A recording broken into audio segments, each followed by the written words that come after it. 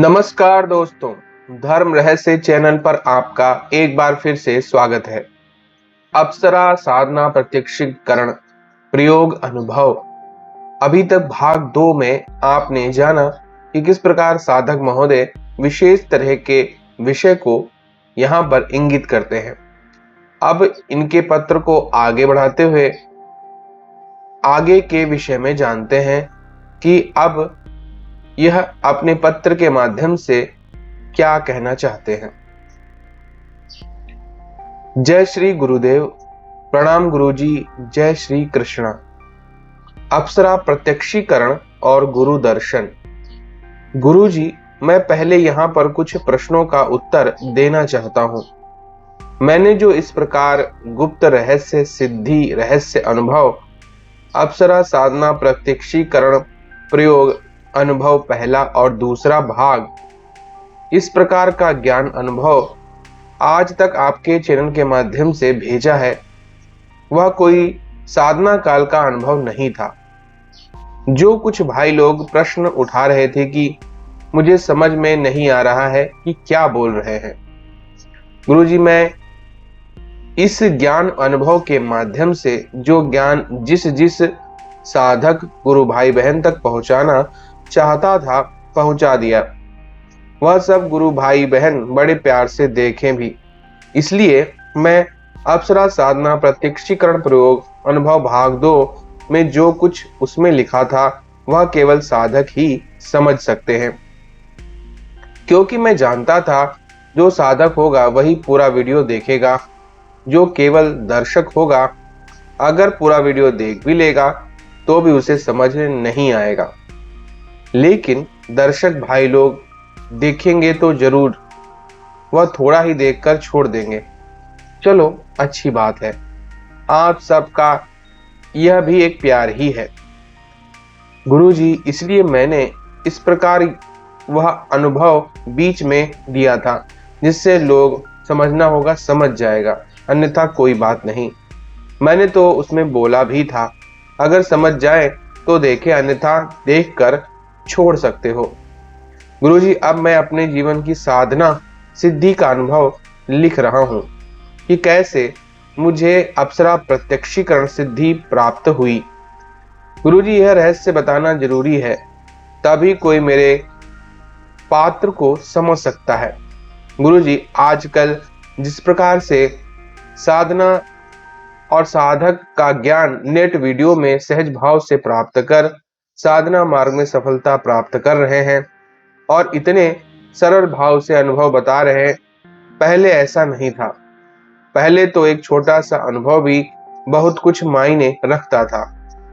गुरुजी, पहले कोई गुरु या सिद्ध साधक भी नेट वीडियो में नहीं आए थे और उस समय चाइना मोबाइल कैमरा वाला चल रहा था और उस समय मेरे पास जियो सिम या नेट फोन भी नहीं था।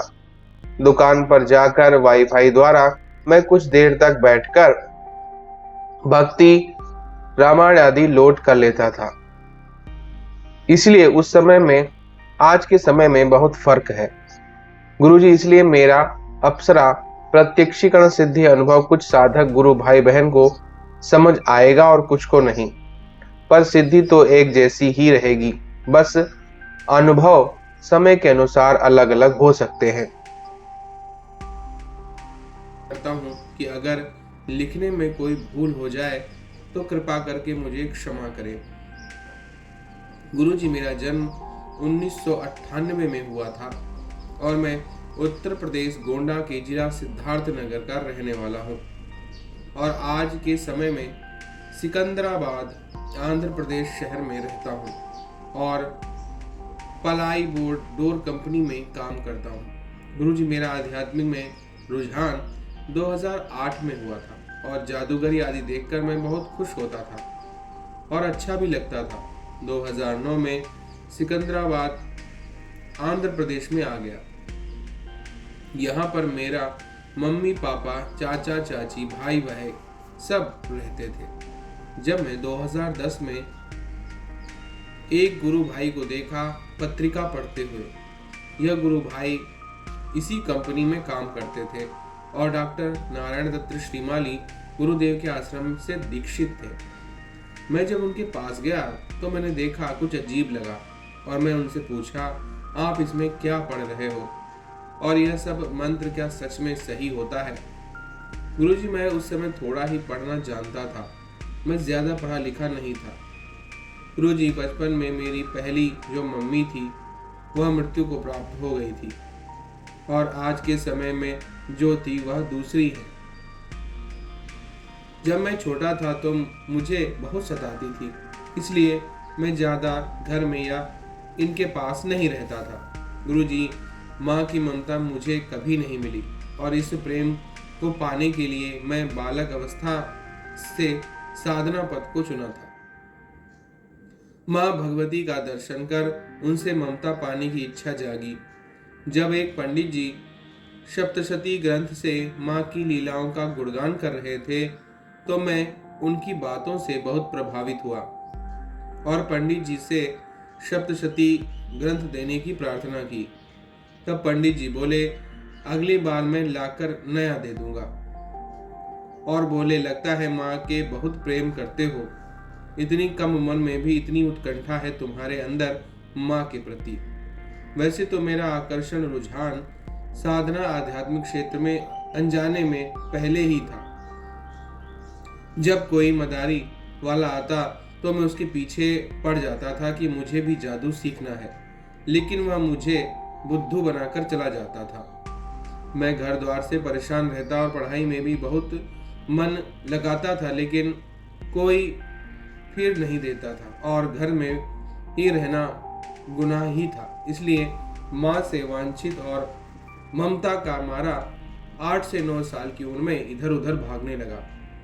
एक समय पुनः जब पापा मुझे सिकंदराबाद 2009 में बुलाए और मैं जब यहाँ आया तो कुछ दिन मम्मी ठीक थी, उसके बाद पुनः मुझसे लड़ाई करने लगी और जब पापा काम पर चले जाते तो बोलती कि यहाँ से चला जा, नहीं तो मैं बहुत मारूंगी। तब मैं और पापा से कहा, मैं यहाँ नहीं रहूंगा, मैं चाचा के पास जा रहा हूँ। मम्मी मेरे साथ जो कुछ कर रही थी अच्छा नहीं था, मैं उन्हें माँ मानता हूँ और वह मुझे दुश्मन मानती है। तब मैं छोटे चाचा के पास चला आया और कहा कि चाचा मुझे भी नौकरी करनी है। तब चाचा बोले, नहीं, अभी तुम इतने छोटे हो, कैसे काम कर पाओगे? और बोले, तुम जब तक चाहो मेरे पास रहो, मेरे बच्चे जैसे रह सकते हो, वैसे तुम भी रहो, जब बड़े हो जाना तो काम पर लगा दूंगा। चाचा के इतना कहते ही मैं खुश हो गया और इनके पास ही रहने लगा। गुरुजी, अब मैं ऊपर 2010 में बताया था कि जब उस साधक को पढ़ते देखा तो मुझे बहुत अच्छा लगा और उससे मैं कुछ पूछता, वह बड़े अच्छे से ज्ञान देता। दुख तो यही बात का था कि वह भी साधक नए थे और मुझे कुछ इस क्षेत्र के विषय में खास ज्ञान नहीं था। मैं उस भाई को उस पत्रिका को ले लिया और एक अक्षर को मिलाकर पढ़ने लगा। मुझे धीरे धीरे गुरुदेव के प्रति आस्था जागी और फिर ऐसा करते करते एक दिन उस गुरु भाई ने बोला, क्या मुझे भी इनसे गुरु दीक्षा दिला दोगे? तब उन्होंने कहा, ठीक है, जब मैं चलूंगा तुम भी मेरे साथ चलना। जब तक कुछ पैसा इकट्ठा कर लो। तब मैं पापा से छुपा के बुलाकर पैसा मांगा, मुझे कुछ काम है। तब बोले कि तुम्हारी मम्मी जान गई तो मारेंगी तुम्हें। तब मैं बोला, पापा मम्मी से तुम डरते हो इसलिए मैं यहाँ भटक रहा हूँ, और गुस्से में चाचा के पास आ गया। तब मैं इस बात को चाचा को बताया। चाचा बोले, ठीक है, मैं अगले पेमेंट में कुछ पैसा दे दूंगा। तब मैं बोला, चाचा मुझे 2000 रुपये चाहिए, दे दो, जब मैं नौकरी करूंगा तो आपको दे दूंगा। चाचा बोले कि इसकी जरूरत नहीं है, मैं अपना बेटा समझ के दे दूंगा।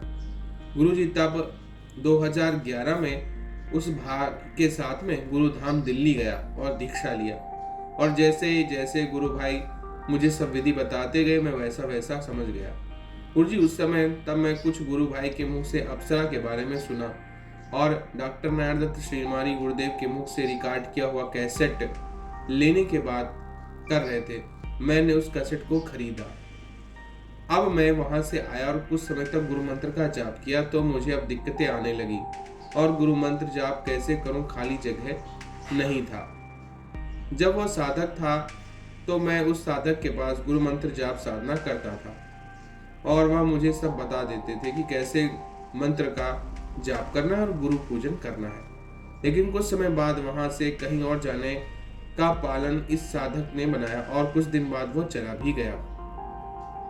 अब मैं 2012 में नौकरी करना शुरू कर दिया और मैं बहुत अच्छा काम कर लेता था, जिससे वह मुझे काम पर रख लिया और 2012 सितंबर महीने में मैं गुरु मंत्र अनुष्ठान करने योग्य हो गया। इस बीच में से एक चाइना फोन लिया और अब मैं रूम के बाहर आकर अनुष्ठान करने लगा।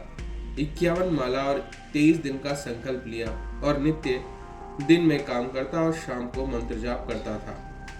अब ऐसा करते 10 से 15 दिन लगभग बीत गए और आगे अनुभव होना शुरू हो गया था। पहला कि जब मैं सोता था तो गुरु मंत्र शक्तियां मुझे अंदर की ओर यात्रा करवाती थी। जब मैं एक दिन ब्रह्मांड में गया लेकिन कुछ दिखाई नहीं दे रहा था, लेकिन बहुत सुंदर गायत्री मंत्र की ध्वनि स्त्री के मुख से उच्चारण रूप में सुनाई दी। तब मुझे ध्यान और एकाग्रता के बारे में कुछ ज्ञान नहीं था। उस समय मुझे अपना शरीर पर चिंतन आया और वहां से मैं आने लगा। तभी डॉक्टर नरेंद्र श्रीमाली गुरुदेव की आवाज आई और जोर से मुझे डांट पड़ी, मैं तुम्हें कुछ देना चाहता हूँ और तुम अपने मन पर नियंत्रण ही नहीं कर पा रहे हो। बस इतना सुना और जब तक मैं शरीर में आ गया था। इस समय मैं क्या देख रहा हूँ कि मेरा सारा शरीर शून्य है और मैं टुकुर टुकुर देख रहा था। अब कुछ ही मिनटों में हाथ की उंगलियों में जान आई। धीरे धीरे उंगली हिलने लगी और फिर पैर भी जान आ गई। उसके बाद क्या देख रहा हूँ कि जैसे कि मैं एक ठंडे ठंडे कूल जगह पर आ गया हूँ। ना गर्मी लग रही थी ना ही ठंडी। गर्मी का दिन था गुरुजी, ऐसा बहुत बार हुआ है और हर बार मैं डांट खाता रहा। फिर एक दिन गुरुदेव स्वप्न में आए और कहने लगे कि तुम्हारे अंदर पात्रता नहीं है, इसलिए जब कभी तुम मुझे पुकारोगे और ज्ञान हो जाएगा, खुद इस क्षेत्र में तैयार हो जाओगे, तभी मैं तुम्हें कुछ दे सकता हूँ, अन्यथा जब तक तुम स्वयं मुझे नहीं पुकारोगे तब तक मैं नहीं आऊंगा। गुरुजी, उनका केवल आवाज ही आ रही थी, कुछ दिखाई नहीं दे रहा था और जैसे लगा मुझे आंशिक मासिक दृष्टि प्राप्त हुई है। अनुभव सब कुछ पा रहा था लेकिन देख नहीं पा रहा था। अगले 17-18 दिन बाद मन और हृदय इतना उबने लगा और उबासी मारने लगा कि 15 से 20 माला भी नहीं जाप कर रहा था और इस प्रकार गुरु मंत्र अनुष्ठान को मैंने छोड़ दिया। और एक समय की बात है जब हमारे ठेकेदार एक ठेका नागपुर में हुआ। वह मुझे बोले कि वह स्थान कुछ जंगल की तरह है। तो मैं बोला वहाँ बाहर रूम है ना, और आप जानते हैं कि मैं पूजा पाठ करता हूँ। अगर एक रूम वहाँ कंपनी में खाली मिलेगा तब मैं जाऊँगा, अन्यथा नहीं जाता। तब उसने कहा कि वहाँ बहुत रूम खाली पड़ा है, तुम एक रूम ले लेना। गुरुजी, तब मैं 2013 में नागपुर गया और ब्रिज पुल के 3-4 किलोमीटर अंदर था। वह कंपनी उस समय बहुत ठंडी थी। तब मैं रूम अच्छे से साफ धोकर और नित्य सुबह 4 बजे उठकर स्नान आदि से निवृत्त होकर पूजा में बैठ जाता था और माता गुरु की पूजा आदि कर सप्तशती ग्रंथ का पाठ करता था और गुरु मंत्र का 4 माला, गायत्री मंत्र का 1 माला और चेतना मंत्र का 1 माला नित्य करता था। गुरुजी ऐसा करते हुए 19 से 20 दिन हो चुके थे। मैं एक दिन गुरु मंत्र का जाप आंख बंद करके कर रहा था। तब कुछ समय बाद ऐसा लगा कि मेरे कमरे में दरवाजा खोलकर गेट से कोई अंदर आया है। मुझे उसका पद चाप भी सुनाई दे रहा था। फिर वह जाकर मेरी चटाई पर बैठ गया। ऐसा मुझे होश हवास में अनुभव हो रहा था। मैं सत्य बोल रहा हूँ गुरुजी, मैं उस चीज का अनुभव कर रहा था और फिर मैंने सोचा मन थोड़ा आंख खोल कर देख लेता हूँ, और मैं आंख पूजा की तरफ स्थान की तरफ खोली और ठीक उसी तरह का अनुभव हो रहा था। और जब मैं फट से उस तरफ मुड़ा तो देखकर हैरान रह गया। गुरुजी, आगे का लेख जल्दी ही भेज दूंगा। जय गुरुदेव, जय भगवान शिव, माँ भगवती पार्वती। तो देखिए यहाँ पर इन्होंने अपना अनुभव भेजा है। आगे के अनुभव से हमको इसके आगे की घटना के विषय में जानकारी प्राप्त होगी। तो अगर आज का वीडियो आपको पसंद आया है तो लाइक करें, शेयर करें, सब्सक्राइब करें। आपका दिन मंगलमय हो। धन्यवाद।